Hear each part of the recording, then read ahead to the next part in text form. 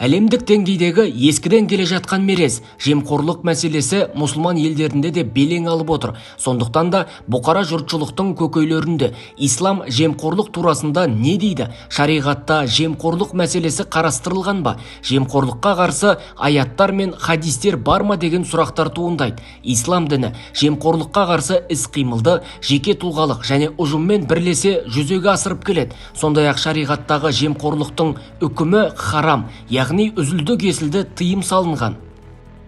Пайғамбарымыздың хадисінде келтіреді, пара алушы да, пара беруші де лағнеттелген.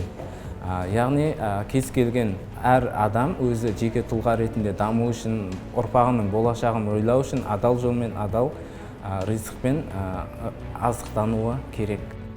Отан отбасынан басталады демекші. Әрбір жанұяда береке болса, қоғамда да береке болады. Ал жемқорлыққа қарсы күресті әрбір жан өз отбасынан бастап, ұрпаққа дұрыс тәрбие беріп, сыбайлас жемқорлықтың тамырына балта шабар имандылықты ұстануы қажет.